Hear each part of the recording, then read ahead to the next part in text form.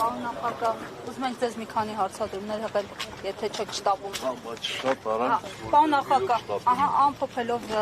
ընտրական process-ը, ինչ զգացում ունեք այսօր, երբ փաստացի ձեր բոլոր կանխատեսումները, ձեր գործընկերներին ուղղված ձեր զգուշացումները ընտրական process-ի վերաբերյալ իրականություն են դարձել, ինչ եք կարծում, օրինակ ձեր առաջարկած օրակարգը impeachment-ը այլ հանգրվանի կբերեր։ Ես դրա համար ուրախ չեմ։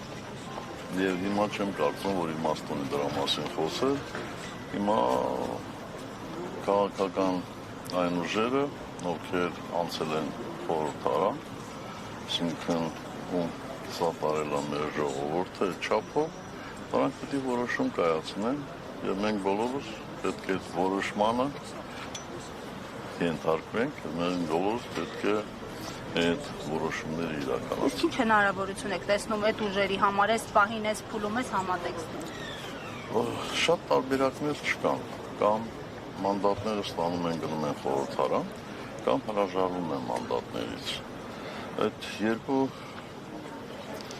ձևերի մեջ, երկու երկերի մեջ կան եւ առավելություններ, կան եւ բացասական կողմեր, բայց խնդիրը ձև ընտրելը չի, խնդիրը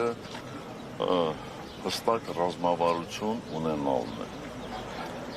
Երկու ձևով էլ կարելի է հասնել հաջողության։ Մի հստակեցում էլ կներեք, իհարկե, փողոցի օրակարգը այսօր իրատեսական է։ Փողոցը միշտ էլ օգտակար է։ Կարող է իրավիճակ փոխել այս փուլում։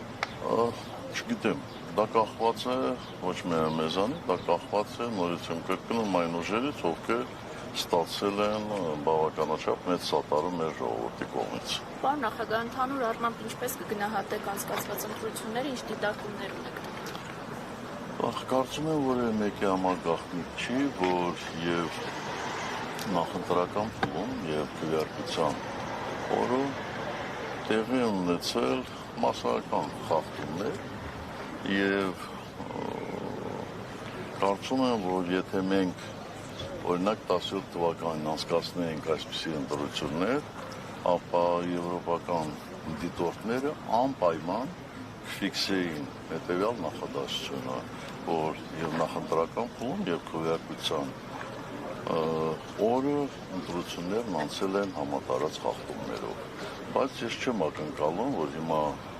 այդ դիտորդները այդպիսի արձանագրում կանեն, հասկանալի պատճառներով չէ, որովհետեւ այդ նախընտրական փուլում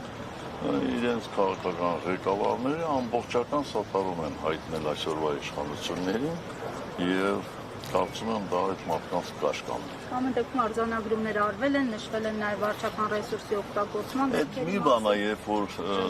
ասինքն թեթև տենց նշում են, այդ էլ չէի կարող ընդհանրապես չնշել, որովհետեւ դե շատ ակնհայտ էր էլի։ Իմ ասած ձևակերպումը դա այն ձևակերպումն է, որ ընդհանրապես դիտորդները տալիս են վատ ընտրությունների։ Իսկ վերահաշվարկը առհասարակ ինչ-որ իրավիճակ կարող է փոխել։ Այո, ես վստահ եմ, որ վերահաշվարկի արդյունքում Բարգավաճ Հայաստանը կստանա մանդատներ, իսկ եթե չէ, ապա անհասկանալի կլինի։